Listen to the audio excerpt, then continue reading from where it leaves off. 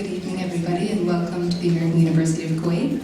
My name is Sharifa Al-Adwani. I'm an assistant professor of political science and the director of the Center for Gulf Studies here at AUK. We'll be presenting a talk soon. I'd just like to ask you all if you have questions to hold them for after the talk. If your phone is on, make sure that it's on silent. I'll check mine too. Okay, that's silent. Great. For those of you that are here for the stamp, we'll be stamping after the event. But for now, I'd like to give a little bit of information about our speaker.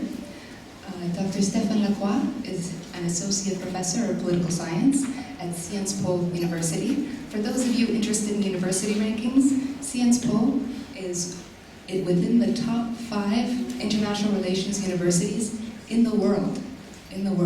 So we're quite honored to have him here. He's also a researcher at Sciences Po's Centre de Recherche Internationale. I never took French, please forgive me.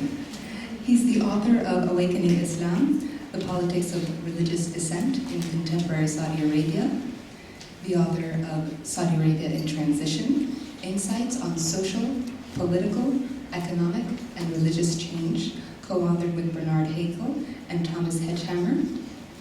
He's also written Egypt's Revolutions, Politics, Religion, Social Movements with Bernard Roger.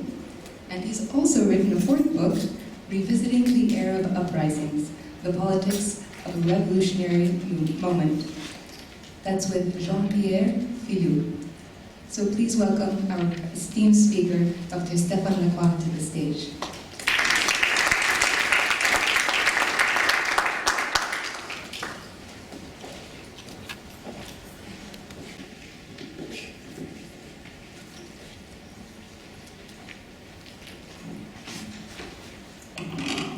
Good evening. It's a pleasure to be here. Thank you, Dr. Sharifa. And thanks to the American University of Kuwait, thanks to KFAS, of course, for sponsoring not just this trip, but actually a wonderful program at Sciences Po, called the Kuwait Sciences Po program, which I'm part of.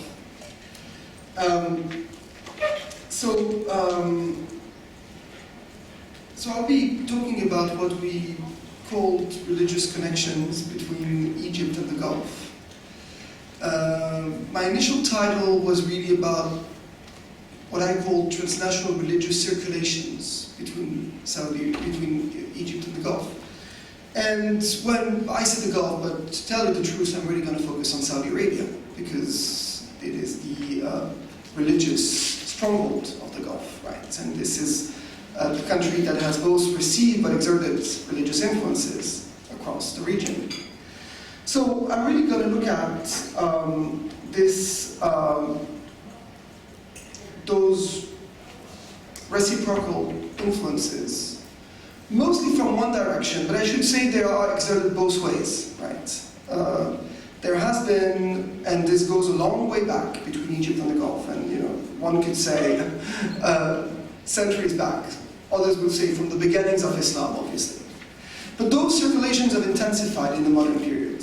And they've intensified also because of the modern means of communication, the travels, of course, the money. We'll come back to the money, and the fact that countries in the Gulf have also had, including Saudi Arabia, have also had the means to project their religious image across the region.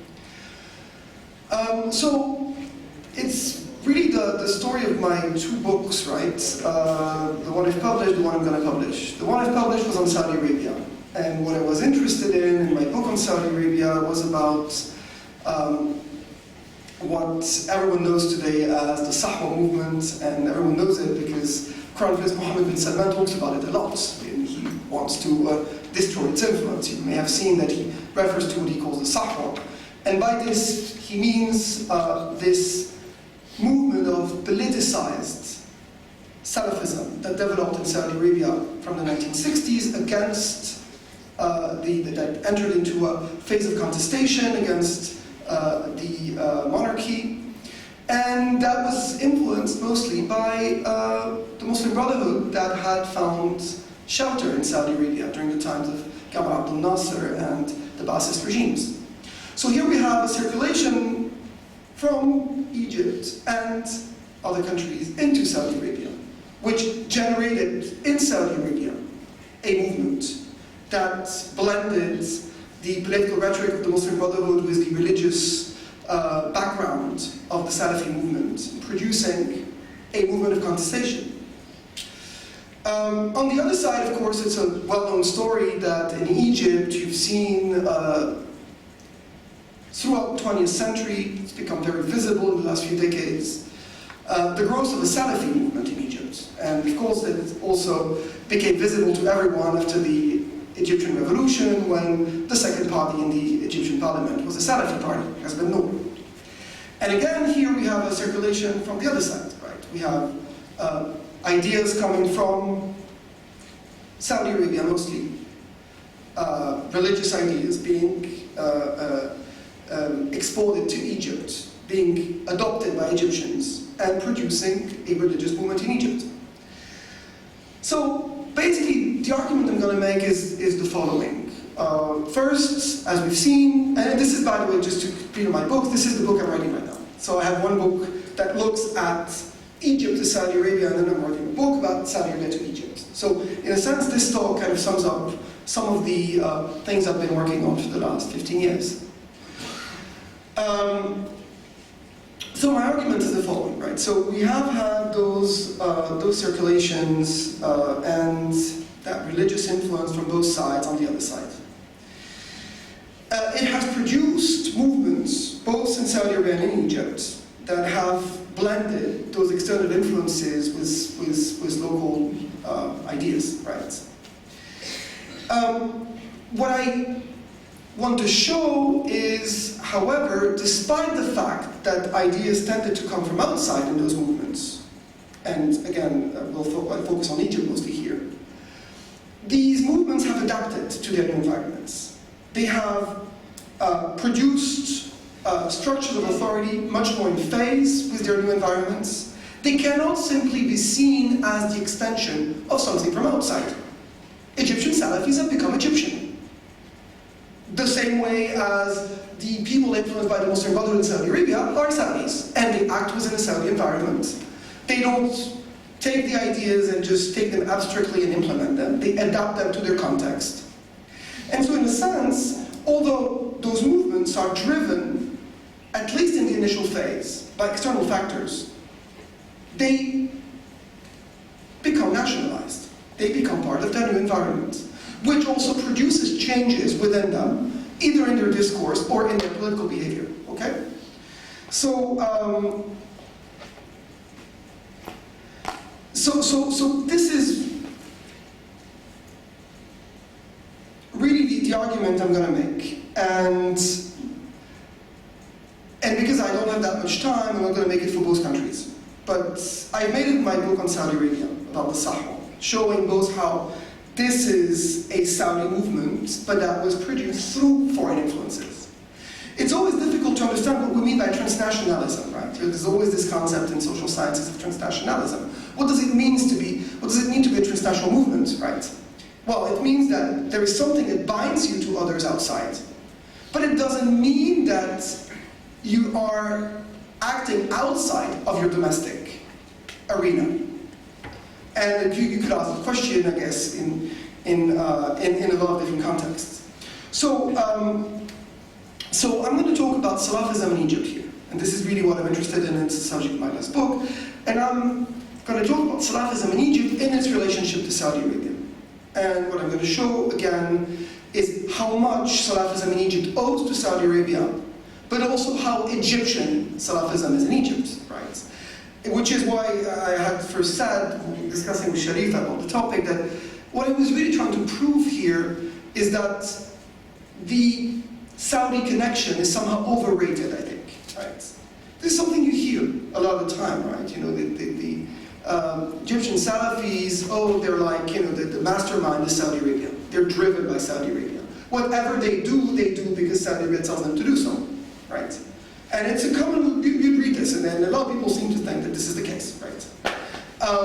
There's always this notion also that these movements are external, right? There's always this notion that there exists something called a national Islam, And there's external influences to that national Islam. And it's become very much part of the nationalist discourse here in a lot of countries in the region, I think. In Egypt, it's, we are Al-Azhar and these people come from outside, they're not us, right? In Saudi Arabia, it's the same thing today. You see the discourse today, it's quite similar, by the way. We are moderate Islam, and then these influences came from outside. So there's always a notion of inside and outside. What I'm trying to show you is that the understanding of what is inside and outside is much more complicated, I think, okay? And again, I'm going to use the case of Egypt to show you that. So if you're interested in the Saudi case, the Egypt to Saudi case, that's mostly my book. What I'm going to be talking here about is the Saudi to Egypt case. So, so what do I mean by Salafism, too? Again, because it's a fuzzy term, as you know, and what I really mean when I talk about Salafism here is a movement of religious revival that has roots in early Islam, but emerges as a movement in the modern periods, mostly in the wake of the movement of Muhammad bin Abdul Wahhab in the Arabian Peninsula, in Saudi Arabia, what becomes later on Saudi Arabia. Okay? So those are, as you know, ideas centered on the notion of the purity of the creed, you know, purifying the aqidah. The creed is key to that by bringing it in line with tawheed, right? Which means criticizing a lot of Islamic practices of the time, including Sufism, and Sufism is one of the targets. Is the idea that Sufism is wrong, and that proper Islam only means the relationship between man and God without all this background of saints, you know, different types of worship that the Salafis consider to be alien to Islam. Okay, this is the Salafi idea. This is what you find in Muhammad bin Abdul Wahhab's books, together with a conservative vision of social behavior, right? Which, you know, is in the continuity of the Hanbali school in many ways when it comes to social behavior. So this is what defines Salafism mostly. At the beginning, when the Salafi movement emerged in Saudi Arabia, or what was to become Saudi Arabia in the 18th century, it's not yet Saudi Arabia, it is the Arabian Peninsula, and it's going to become Saudi Arabia through the alliance between Muhammad Abdul Wahhab and Muhammad Al Saud, as you know, right? So it is the beginning of Saudi Arabia.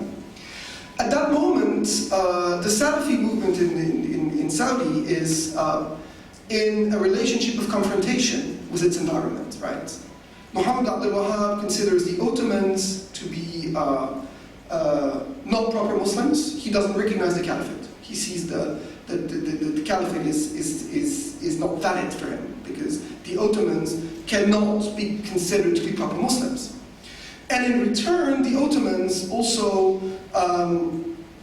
have very critical views of Muhammad Abdul Wahhab and his movement, right? They consider them to be heretics, basically. So at the beginning, you have a clash, right? And some scholars, some of you may have heard maybe of, in Saudi Arabia, Khaled Takhayyul was a book on the Wahhabi movement, considers it to be some form of Saudi proto-nationalism, right? As a way of affirming a Saudi identity against its environment and against the Ottomans, right? I'm not going to get into this, but just to mention that book by Khaled Takhayyul, which is in Arabic, and you may find maybe in some of the bookstores. And it's an interesting book, and it's an interesting thesis. So Salafism in Saudi Arabia was really meant to, you know, give the country some form of identity cohesion, right?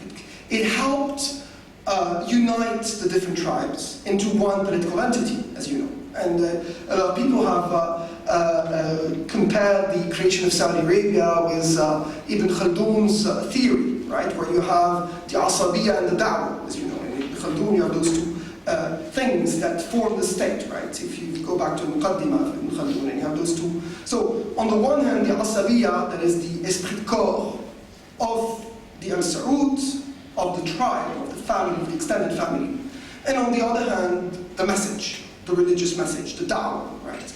And Saudi Arabia, in many ways, is a perfect implementation of the Ibn Khaldun theory, right?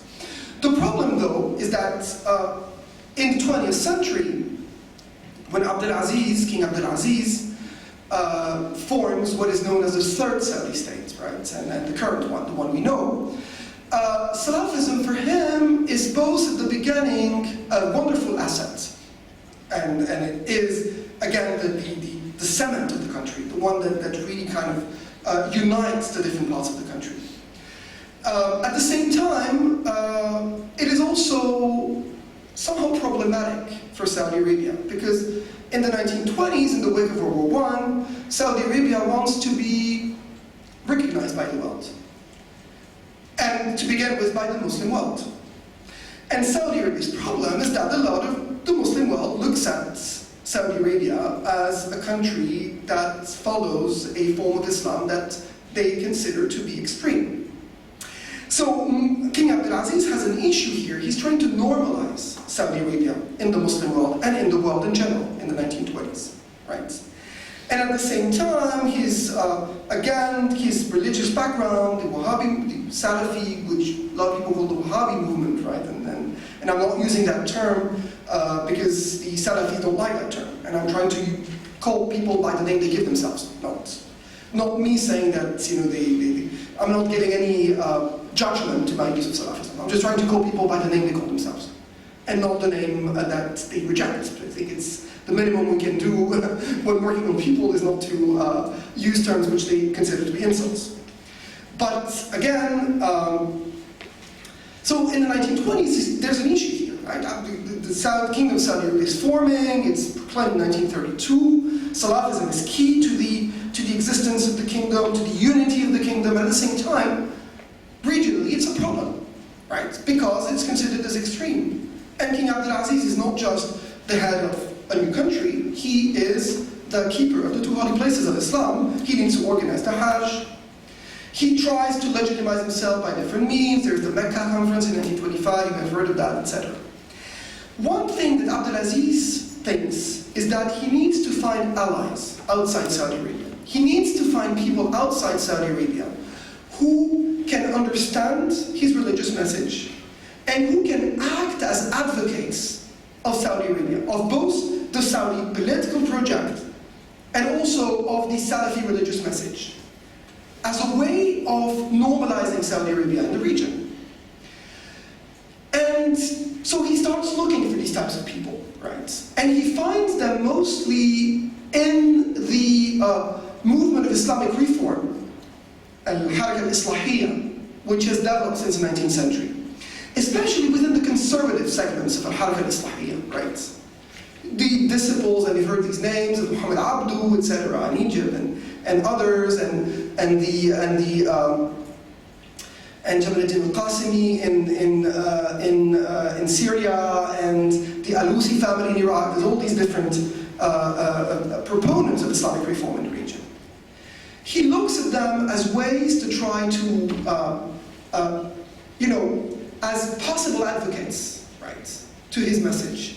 Egypt concentrates a lot of his efforts, right, because the relationship to Egypt has always been very complicated for Saudi Arabia.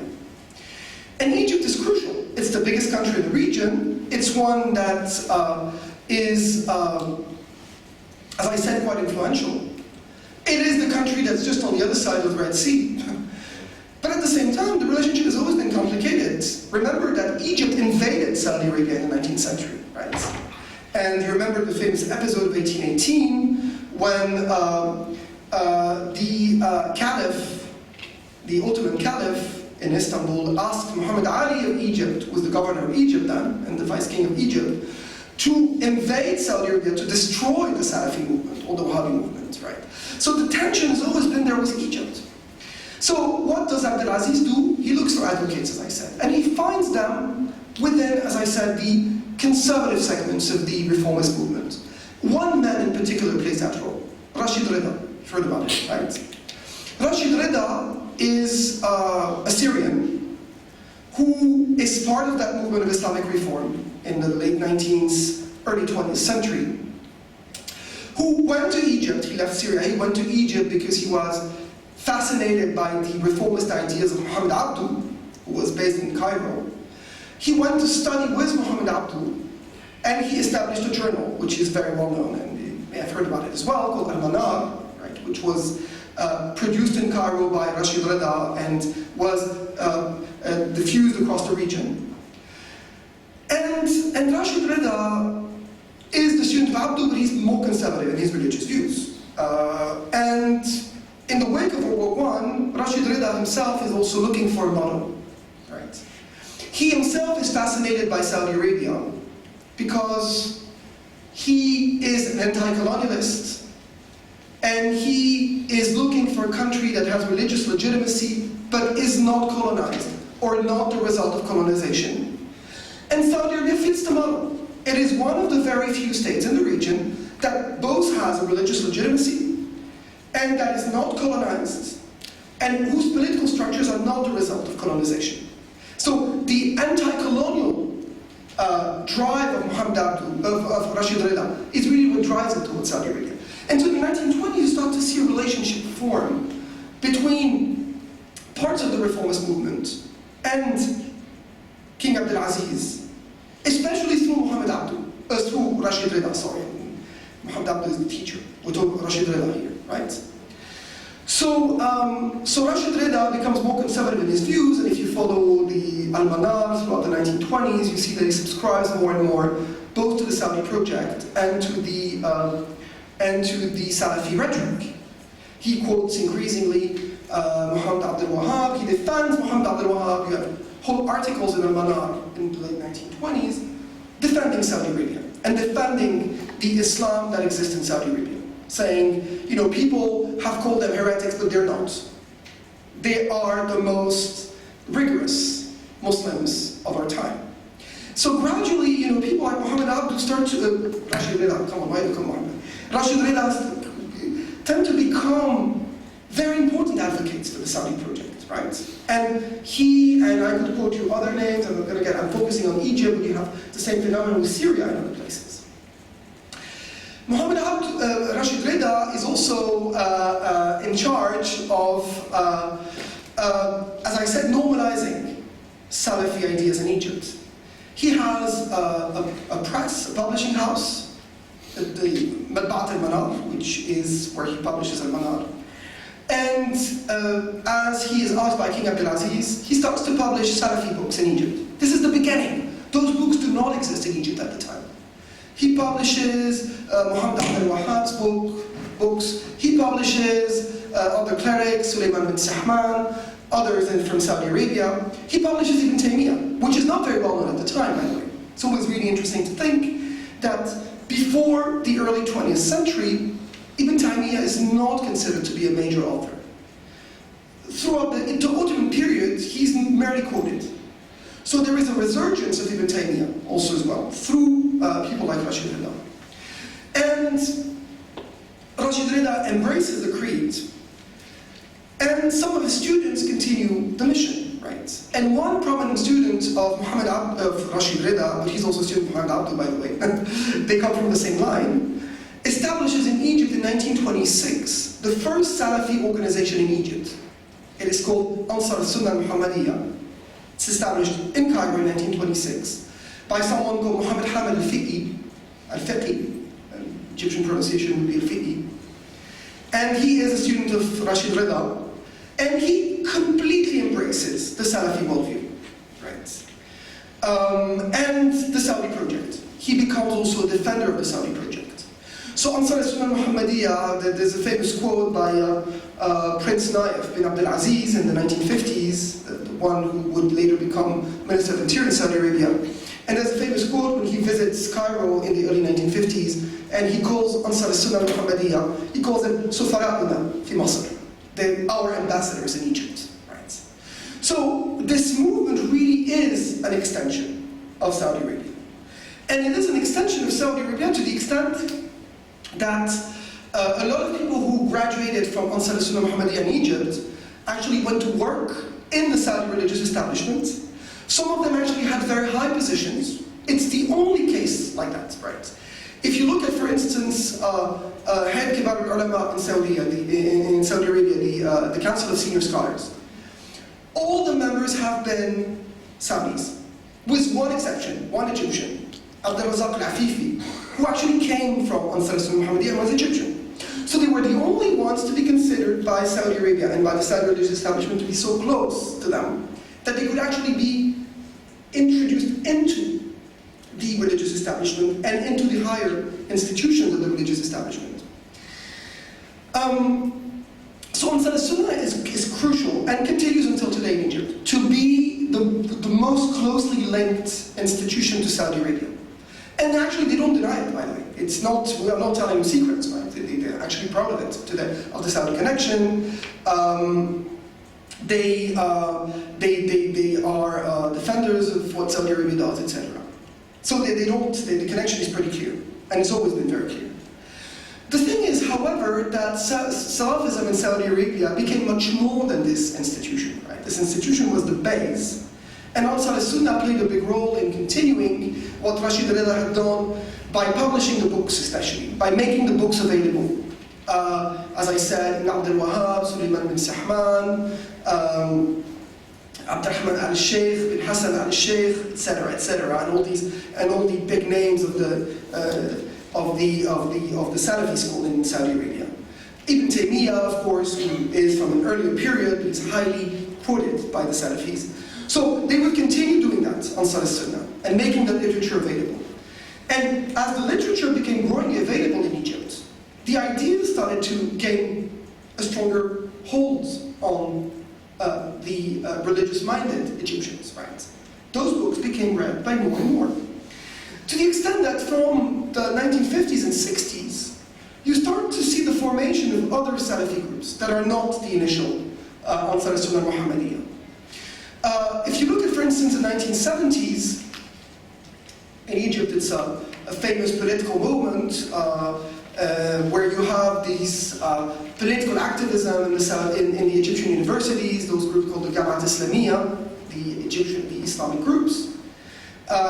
Most of them are completely Salafi-minded when it comes to their understanding of the creed, when it comes to their social practices. There's very interesting books about that period.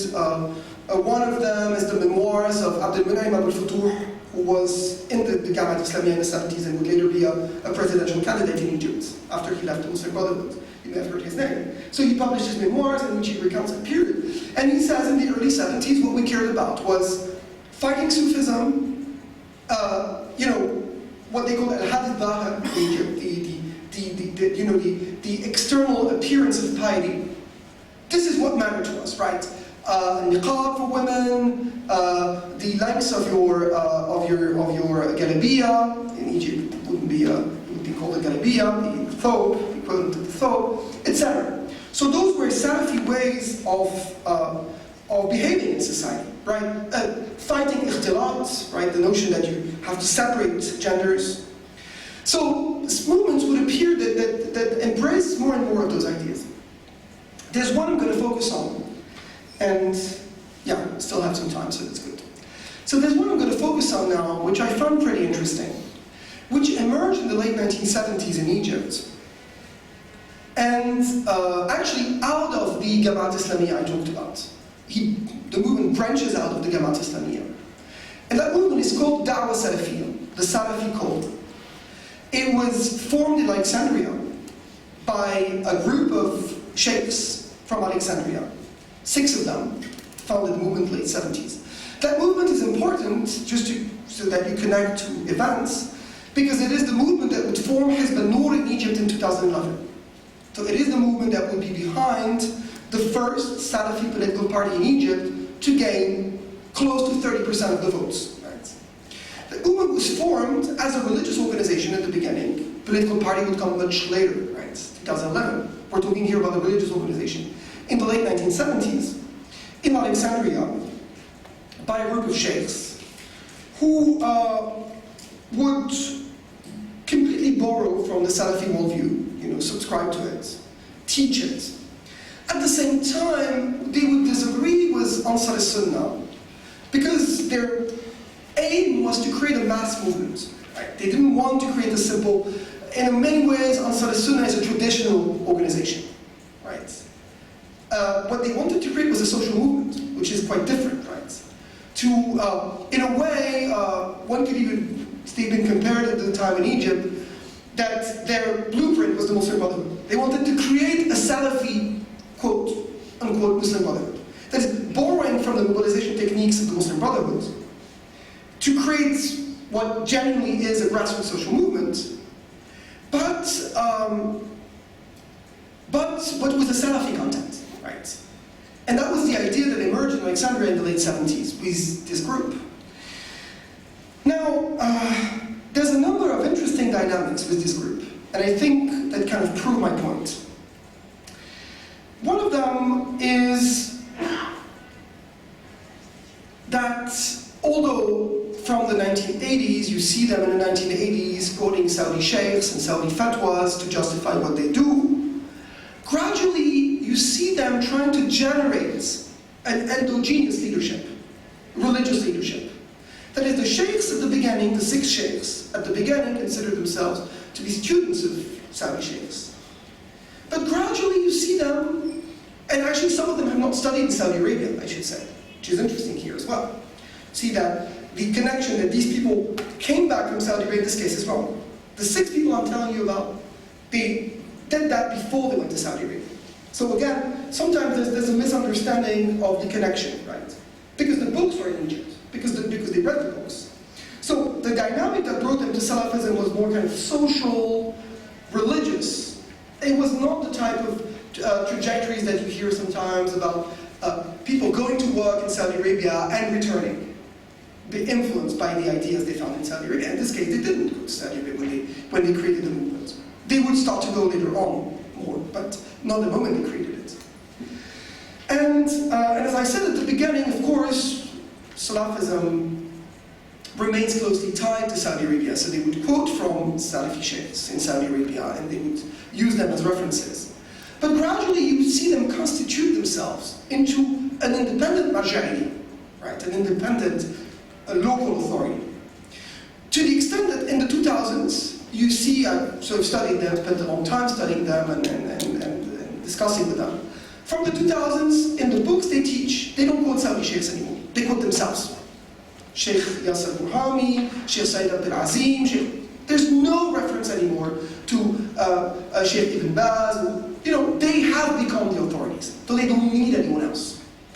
And this happens together with a discourse which appears in some of their books, in which they try to justify that the real center of Salafism is Egypt, not Saudi Arabia, right?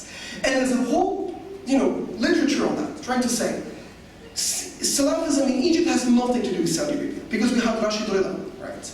And they would actually go back to the 19th century and claim that, the Khedive Abbas Hilmi was himself somehow a Salafi, although this is debatable historically, but they kind of try to trace a local origin. Of course, they would also say, for instance, that Ibn Taymiyyah was jailed in Alexandria. Remember that Ibn Taymiyyah spent some time in jail, both in Syria and Egypt. But Ibn Taymiyyah, back in the 14th century, was jailed in Alexandria. So they would say this shows that Egypt is the real land of Salafism. We are the ones who told the Saudis, not the other way around. Of course, there's a bit of Egyptian nationalism here involved as well. And it's maybe a way for them to, they know that there are sensitivities in Egypt, right? You know that there's this rivalry with Saudi Arabia. So it's difficult if you want to promote a certain idea, that this idea is tied to Saudi Arabia, which may produce sensitivities in Egypt. So you say, no, this is a purely Egyptian idea. And we are the ones actually who made them that way, not the other way around. At the same time, there's a bit of truth to what they say, right? It's clearly a marketing argument. But there's a bit of truth. The Salafi call, the Da'wah Salafiyya, doesn't have much of a relationship to the Saudi government. I've asked people on both sides, Ansar Sunnah is what the Saudis consider to be their clients in Egypt. But this other organization, which is more activist in the way it organizes, Saudi Arabia doesn't kind of like those grassroots activist organizations. It likes the institutions, right? The The other guys are institutional. Those are a bit too incontrollable, right? And the Saudi Arabia doesn't really take them seriously, apparently. Some of them go to Saudi Arabia. I've heard stories of how they try to meet senior people in Saudi Arabia and no one wants to meet them. So this is interesting because you see that the connection is not as obvious, right, as people might imagine. When it comes to all the other ideas is money. Well, apparently, again, from what I've heard from both sides, there doesn't seem to be that much of a money flow. Probably Egyptians working in Saudi Arabia, sponsor that organization. But the Saudi government doesn't. Right? Saudi organization, again, goes through, if it does, it sponsors institutions like the other guys, like Ansar al-Sunnah, but not these guys. So, in that sense, there's not much of a connection to Saudi Arabia for that movement. They are Salafis, they borrowed the ideas. At the same time, they produce their own authorities inside Egypt. Their connections to Saudi Arabia as government are not that obvious. Even the scholars of Saudi Arabia are not really connected to them. And they produce their own ijtihadat, by the way. And this is where it gets interesting, right? Salafism in Egypt cannot be Salafism in Saudi Arabia, right? Take one case, right? What do you do with Sufism? A Saudi would tell you, and Saudi is a country where Sufism barely exists, or is very hidden somewhere in the Hijaz, but you wouldn't find it. So the traditional position is that of a Saudi cleric, is that a Sufi is not a Muslim, because this contradicts Tawheed blatantly. You cannot be a Muslim. If you are in Egypt and you're Salafi and there's a Zawiya just next door, what do? Are these people Muslims or not? They're your neighbors in the end. So Salafis in Egypt would develop a much kind of softer view. They would say, Sufis are, they're not Muslim. They are Jahl. They are ignorant. And because they are ignorant, we have to forgive them. There's a fiqh argument they use, which is al-hurs bil-jahl, right? The excuse of ignorance. So they cannot be considered non-Muslims because it hasn't been explained to them properly yet. So for instance, you would develop those type of arguments which have no place in Saudi Arabia. Take niqab, for instance, right? Niqab would also be a debate, right? Egyptian Salafis would follow the view that niqab is not fard, right? Which contradicts the view of Saudi ulama. They would say it's preferable, but it is not a necessity.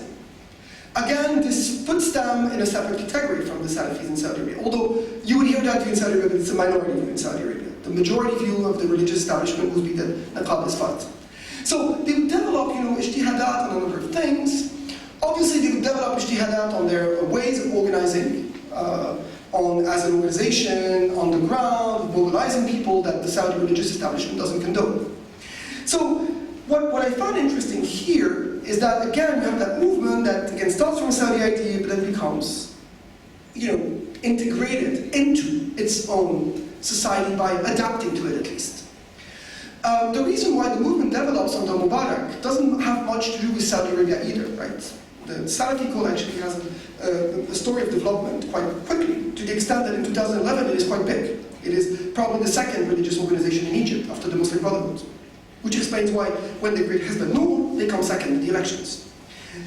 One of the main reasons why they develop is also very Egyptian. It doesn't have to do that much with foreign influence. It is that basically, let's put it that way, and I'm not going to get into the details to simplify, the Mubarak government used them against the Muslim Brotherhood. So basically the Mubarak government said, well, these guys are not political like the Muslim Brotherhood, they're not a threat, so let's use them to break the Muslim Brotherhood. So the government would kind of promote these guys in neighborhoods where the Muslim Brotherhood was supposed to be strong to create a balance and to use one against the other. It's a typical divide and rule strategy. So they benefited very much from the strategy of the Mubarak government, and you may have seen in the 2000s the satellite Salafi channels that came from Egypt, Qanat al-Nas and others, that were licensed by the Egyptian government as a way to try to drive people to that understanding of Islam, because the government considered it to be less politically threatening than the Muslim Brotherhood understanding of Islam, which was much more politically politically opposition, right? So this is the story. When Hezb al-Nour is created in 2011 then, there is a number of theories in Egypt, which you hear, which try to explain the positions of Hezb al-Nour through its connections, allegedly, to Saudi Arabia, right? If you look at what Hezb al-Nour does when they are in parliament, they do two things. First, they oppose the Muslim Brotherhood, and they don't call to vote for Morsi in 2012. They actually choose another candidate, and everyone's surprised. They choose Abdel Munim Abdel Futuh, which doesn't seem like a likely case because he's more liberal than Morsi. But the only thing that they want is not Morsi, right? And then when General Sisi, on the 3rd of July, in the wake of demonstrations against Morsi, decides to announce that Morsi is no longer president and that Egypt is entering a new phase, the Salafi call that Hezb al-Nour supports this new phase. And actually, there is the scene in which General Sisi announces that Morsi is no longer president, and behind him are a number of political figures, including the president of Hezb al-Nour.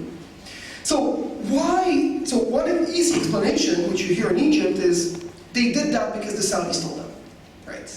Again, it seems to make sense, right? The Saudis don't like the Muslim Brotherhood, and it's become more obvious now. And the Saudis supported General Sisi when he came to power. So the reading would be, well, the Salafis did it because the others did it.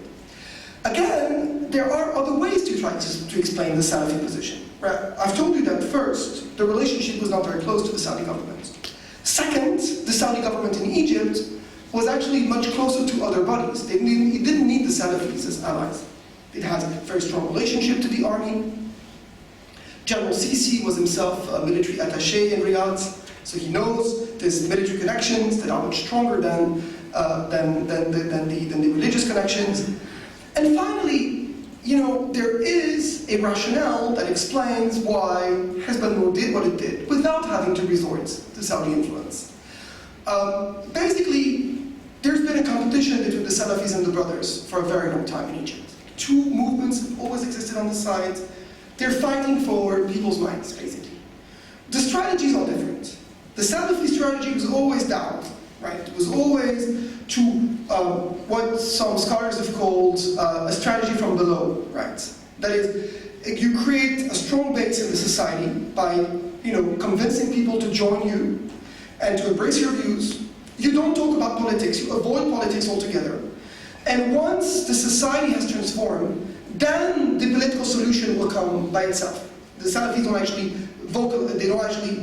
formalize that. They think that at some point when they've spread enough at the social level, it's going to happen. The Muslim Brotherhood's view is a top view. We have to be in the election, contest, have seats per president, and then win the state. So those two views actually, are contradictory, and there are religious debates between the Salafis and the Muslim Brotherhood we will not get into, but the Salafis tend to consider the Muslim Brotherhood to be too liberal, right, on many things.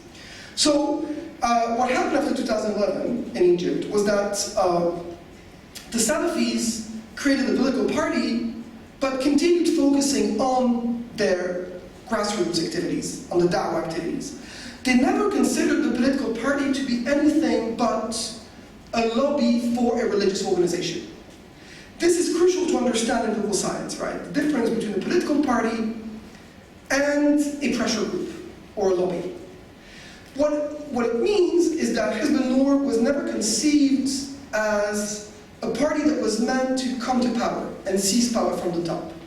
It was meant to be a representative of the religious organization in the political field to defend the interests of the religious organization. Which means that the political alliances Hezb al-Nour would make didn't depend on how it thought it could gain power. It depended on constituting a support group in the parliament who basically would ally with whoever was giving more to the religious organization. See what I mean? So for the Salafis, the Muslim Brotherhood were the biggest issue. Because they were sure, and the Salafi view was that if the Muslim Brotherhood comes to power, they will use their control of the state to put Muslim Brotherhood members into all the mosques, and they will take the mosque away from us. So the Salafi view was that if the Muslim Brotherhood, it will not just be Ikhwan al-Dawla, it will be Ikhwan al-Wazat al-Awqaf. They will put in the Ministry of Religious Affairs purely Muslim Brotherhood people, and we will be out. So these people are worse than anyone from the Salafi point of view. So what would they do? They would try their best to get Morsi out. When Morsi was in power, they would actually align with the opposition, and very pragmatically, by the way. The Hizb al-Nur comes closer to the liberals in 2013 against Morsi. And they would finally support General Sisi, with the hope that General Sisi will accept to some type of power-sharing agreement with them, right? And I think it's their big hope in 2013, in July 2013, that General Sisi will consider that since the Muslim Brotherhood is now out of the equation, someone needs to take over the mosques. Someone needs to offer religious legitimacy and social control in terms of religion to the new regime. And so basically the Salafi deal is, you take politics, we take society. A little bit of the, Pakistan 1980s Ziya al-Haq, if you think, or Omar al-Bashir Turabi 1989 deal in Sudan. If you've seen those previous experiences where the military and a religious movement decide to go hand in hand, you take this, we take that. Of course it failed completely, right? And the fact that it failed completely doesn't disprove the theory. It just proves that the Salafis got their calculations wrong. They thought that General Sisi would do as they hoped, would need them. And gradually General Sisi kind of excluded them, gradually relied on Al-Azhar, brought Al-Azhar back into the equation, and you've seen that Al-Azhar has regained a lot of power in Egypt. And so the Salafi calculation tended out to be completely wrong. And they didn't get what they hoped for. I just gave you this whole explanation, I got into the details to show you that again, you can perfectly explain what the Salafis did in Egypt without resorting to the idea that they were driven by a foreign country, right? So again, what I want to conclude here on the case is a number of things on this Egyptian case. One, I think the first idea that you can take out from that is that Salafism in Egypt has existed long before oil. There's always this idea that, petro-Islam, 1926, there was no oil in those days. Aramco was created in 1933. So King Abdulaziz support for these types of movements started before oil, and for the reasons I explained to you. He needed allies across the region to get normalized. That's the first thing I want to tell you.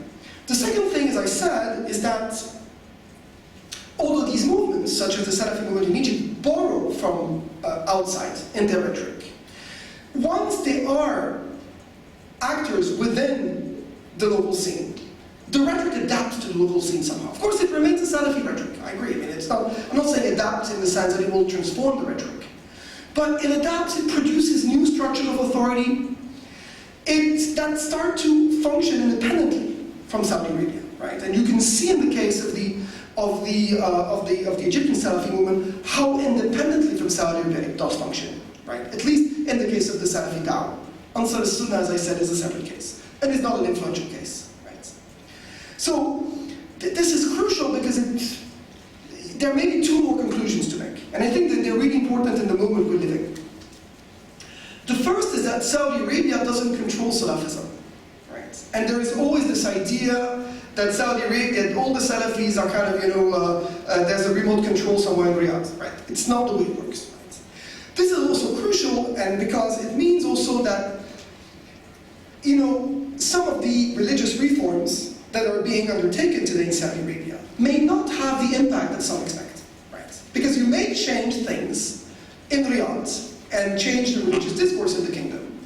It doesn't necessarily mean that the people I've told you about in Cairo tomorrow will change their religious discourse as well, right? So again, we have to look at Salafism as a much more decentralized type of movement. One in which Saudi Arabia retains some type of symbolic authority, but beyond the symbolic authority, it doesn't really control the different parts. That's why I mean that Salafi connection, that Salafi-Saudi connection, today at least is overrated. I'm not saying that originally, as I said, it's very clear that Saudi Arabia has a big role at the beginning. But probably today, overrated. And it's crucial to understand that, to understand a lot of the dynamics at play today in the region. I'll end here. Thank you.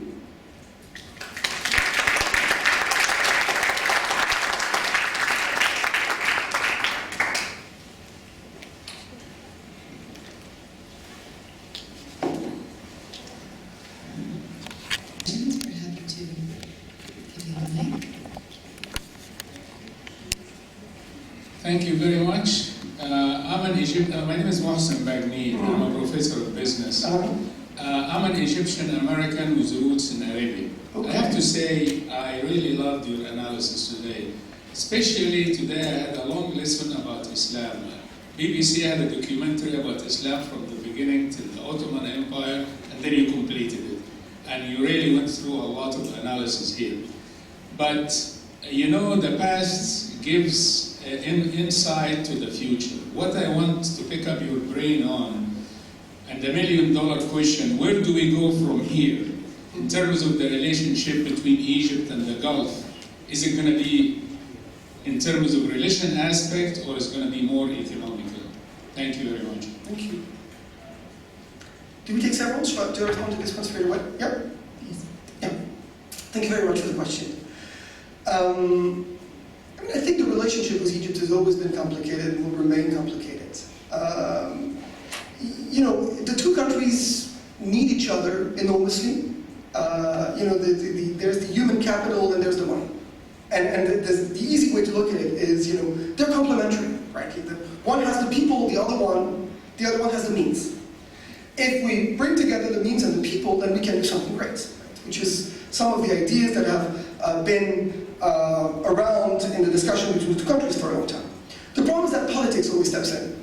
And be it at the time of the 19th century, well, there was no oil at the time yet, but the story of Egyptian-Saudi rivalry goes back, as I said, to the 19th century.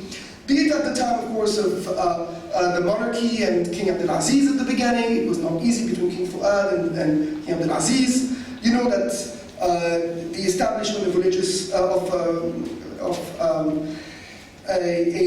embassies and diplomatic relationships between Egypt and Saudi Arabia only happened in 1936, to show you that the relationship was very tense at the beginning, right? It took many years for that to happen. And then came Gamal Abdel Nasser, and again the Saudis took the other side.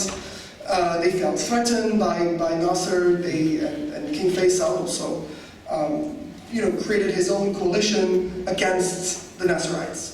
So politics has always been what divides the two countries. Today, one could say, for the first time, maybe, could trace that back to Sadat's time, maybe. There's a rapprochement between the two countries. Since the times of Sadat, the two countries have been much closer to each other, right? There's not been a major political issue. But there's resentment, right? I mean, if you talk to Egyptians or Saudis about the other, you can see both the notion that there's potential, but also that the notion that we're being used by the other. There's a lot of tensions that are not necessarily expressed between the two countries. Even today, I mean, with Saudi Arabia and Egypt, the Saudis demanded the islands of Tiran and Sanafir, as you know. I'm not getting into the debate of whether they're Saudi or not, by the way. This is a legal issue. What is interesting is that despite the fact that Egyptians consider them to be Egyptian, let's put it that way, Sisi decided to hand them to the Saudis because they demanded it, because he needs them, and the Saudis have been putting a lot of money into his regime. Since 2013, there's been, people have counted probably more than $20 billion from mostly Saudi Arabia, but the UAE as well, supporting the Egyptian economy. So that was one of the reasons why General Sisi couldn't say no. At the same time, he said no on other things, right? When the Saudis wanted the Egyptians to provide ground troops in Yemen, he said no. We know Yemen, we've been there before. In the 1960s, we're not going to do that again. And given how the war has turned to be, one could say that the Egyptians were right to know that Yemen is a difficult terrain. You do not fight a war in Yemen with conventional weapons, and it doesn't work. The 1960s are a testimony to that. So there's been tensions on Syria, there's been a lot of tensions. What I'm saying is I think this relationship today, probably between the two countries, is better than it was historically. It doesn't mean that it's an easy relationship. I think there's always going to be tension. I think there's different political cultures in the two countries that clash with each other a lot of the time. So yeah, that's kind of the response I can give you. I do not know the future. But to me, I mean, I think that the feeling of the Egyptians, to put it that way, what Egyptians I've talked to in the government in Egypt and elsewhere, their feeling is that the Saudis need us. Because the Saudis want a stable Egypt, because the Saudis are afraid that if Egypt goes unstable, they will be affected. So the Egyptian government considers that they have a margin of liberty in which they can do. They do not have to do everything that Saudi Arabia tells them. Because in the end, Saudi Arabia will support them, because Saudi Arabia is afraid of any alternative to them. But the last 5 years have been tremendous change in attitude in both countries about religion. No, you're right. We live in a new reality in both countries now. I mean, what we discussed today is really great analysis. But now, in the last 5 years, total change in attitude toward the religious aspect in both countries. That's where we're going now. That's true. Going back to the religious aspect itself. I mean, as I said, I don't think that, as I concluded, I don't think the religious reforms in Saudi Arabia, which are important, will affect the Salafis in Egypt that much. I think the reasons why people embrace Salafism in Egypt are related to Egypt. It's not because a foreign country tells them to do so. So the books are there. I mean, and even some of my friends will tell me this. I mean, they even in Saudi Arabia, they said, well, I mean, I think the question of reforming the religious discourse in Saudi Arabia goes beyond appointing new people. You know, I mean, one of my friends was joking and telling me, I listened to Mohammed al-Isa, who's the new secretary of the Muslim World League, and who's a very moderate scholar, etc. He said, I listen to him, and then I go to a bookstore in Riyadh and find all the book from the Da'wah Najdiya from the 19th century, and they're still there. I mean, no one has removed them from the libraries, and they cannot, right? So he says this kind of contradiction because those books say the absolute opposite of what Mohammed al-Isa just said. So who am I supposed to believe? So I think that that's also one of the challenges, I think, in Saudi Arabia, is to know that changing the religious discourse doesn't just mean putting new people. It's good to put new faces, I guess. But there's a whole tradition to deal with. I mean, you know, there's 250 years of books. There's a religious tradition there, which itself, you know, is closely related to the Hanbali school to some extent, etc. So you have to deal with that. You cannot simply address the problem by putting a nice guy in charge and who travels the world and says, I love everyone. Because otherwise people will just, well, they will say, you know, just look at the books. Let's go back to the good old 19th century Da'wah Najdiya books. So in the end, I mean, you know, what I'm saying is I think what is happening is important. I'm not denying its importance, but I think it's a much bigger challenge than what it appears to be sometimes. Thanks. Other questions? I'm sorry if it sounds like I'm forming the question. You talked about how these movements have a history of how they're being established, but then they have a life of their own. But I was wondering, where is the intersection between the Sahwa movement and the Salafi movement in Egypt? And how this revolutionary tendency that developed with the Sahwa was not transformed to the Salafi movement in Egypt? How closely connected were they as movements? Independence from the leadership of Saudi leadership. Thank you very much. I didn't talk that much about the Sahwa movement because I thought it would be too long to talk about this. But of course, let me say something. The Sahwa movement is kind of the other side of the story. Right? It's the opposite influence. Right? Here you have an influence of a foreign movement, the Muslim Brotherhood, and in its different branches, by the way, come to Saudi Arabia and manage to exert influence within Saudi Arabia, producing, through that influence, a new variant of Salafism called the Sahwa, Saudis call it the Sahwa, which is a politicized version of Salafism, one that traditionally Salafism doesn't address political issues. Salafis tend to believe that you don't discuss politics. It's useless. You do da'wah instead. You don't get into politics, you don't create a political party usually. There are cases in which you do, and this country is one, but it's actually more of an exception, I think, within the broader Salafi movement. That the Salafis would form a political organization and get into the parliament is something that until 2011 was actually made Kuwait an exception, actually. So traditionally Salafis would not be interested in politics. They would believe in what they call ta'at al-amr, you obey the rulers, and you do da'wah. And you protect yourself by being in good terms with the political authorities, because what really matters is your social influence, not your political influence. What happened when the Muslim Brotherhood came to Saudi Arabia is that their ideas started diffusing among the youth.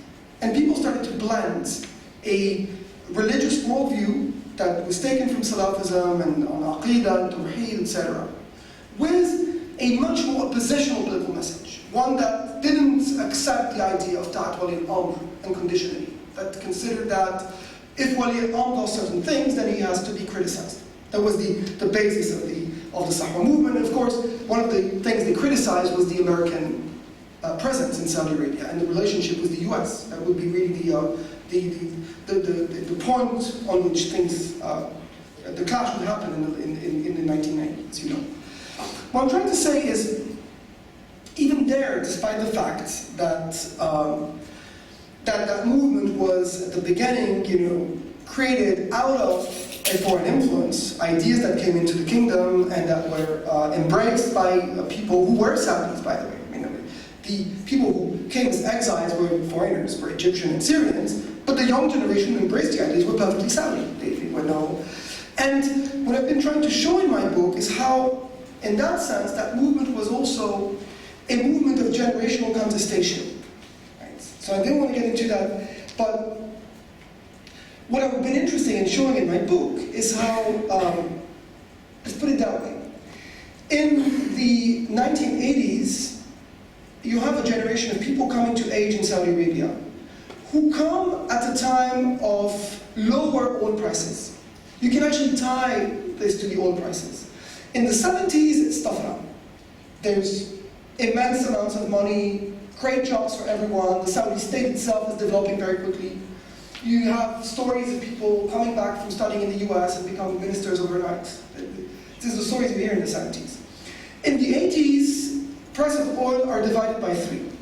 Suddenly the state has created expectations it cannot fulfill. And that generation, which is influenced by those ideas, the Sahwa generation, people call it in Saudi Arabia, Jil Sahwa, finds itself coming to adulthood and looking for jobs at a moment when jobs are there, but not as good and not as many as before. Right? It is what we in sociology call relative deprivation. Right? It is not that Saudi Arabia's situation in the 80s is horrible. It is that it is not what people expected it to be. Right? And this is why small variations actually can have big impacts. This is the whole, all that sociology, Ted Gurr, if some of you know, why people rebel, is all based on this. People don't rebel because they're poor, or because they're angry. People are always angry. What makes at some point people form a social movement and rebel, it is not necessarily because they're angry in the absolute sense. It's because they do not have what they expected to have. If they've always been poor, they know they're going to be poor. If poor people at some point expected that they would get something, and suddenly they're not getting it, or they're not getting it as much as they were hoping to get it, this is when they rebel. Think of Latin America today. Think of Brazil, for instance. It's really interesting. If you look at the, I'm here moving away from Saudi Arabia. Think of Brazil under Lula. The poverty rate decreases greatly. Great numbers of Brazilians join the middle class. And then suddenly they're stuck. So the Lula government created huge expectations. People actually got out of poverty and started to expect something. And suddenly it's stuck. It cannot develop anymore. What happens happens, huge demonstrations against Dilma Rousseff, etc., populism, Bolsonaro, etc. So it's a typical case. In Saudi Arabia, it is a bit of the same phenomenon in the 80s, right? So what I'm trying to say is that those movements kind of become the voice of something else. In the 80s, the Sahwa becomes the voice of that generation, who consider that it kind of gives a religious framing to their anger. They think they're not getting what they were hoping to get. And this must be because, from their perspective, the state is not implementing Islam correctly. Because if it was, we, the pious people, we would get what we are supposed to get. So, in that sense, what I'm trying to say is, those ideologies may come from outside. They become part of the local dynamics. They're absorbed by the local dynamics. They serve to express things that are locally driven, as is the case in Egypt and in the case of Saudi Arabia. I don't know if I kind of... Yeah, but I'm more looking to the intersect between the Sahwa and... Oh, the intersect between the two. Like, yeah, what did they ever as the two? Not really. Not really. Because the Salafis in Egypt are not, I mean, are much less political than the Sahwa. Why don't Salafis in Egypt have a Sahwa of their own, for example? Well, so, I mean, basically, let's put it that way. You have a spectrum of movements, right? You have the Salafis, the purist Salafis on the one hand, and the traditional Muslim Brotherhood on the other hand. What happens in the 1960s is that there's been hybridations happening. The Sahwa movement was one case, right? Salafi and Ikhwan, both of them mixing certain concepts that are clearly traced back to Salafism, others that kind of come from Ikhwani literature. In Egypt, one could say that the Salafi da'wah is a bit of that. Not that it borrowed the political concepts, it was not interested in politics, but it borrowed the organization of the Muslim Brotherhood. So it means that politically they would be different from the Sahwa, because they still believe that they don't talk about politics, they're not interested, they do da'wah. What they would disagree with the Sahwa about is that the Sahwa is much more interested in politics. But again, those are different shades of those hybridations that happened since the 1970s. In Egypt, you would have other cases. Some would argue that, even the jihadi movement is one other type of hybridation, where you take the ideas of Sayyid Qutb, you take a certain type of Salafi rhetoric, you mix it together, or you read Sayyid Qutb by introducing Salafi notions into Sayyid Qutb, or the other way around, and you produce a more revolutionary type of rhetoric. So, in that sense, those two ideologies have kind of been the two poles that have kind of, inspired all of these different movements that emerged since the 1960s and 70s in the region. So, despite the fact that the two of them are kind of hybridations to some extent, there was not much of a connection between them, because they were too different. Any final questions? Well, thank you all for coming. Thank you very much for coming. Also, I would like to thank for working with us in creating this program. For those of you that would like to sign up on our mailing list, it's in the back. The stamp is in the back as well. If you want to follow us on Instagram, we are CGS_AUK. And thank you again. Have a wonderful evening.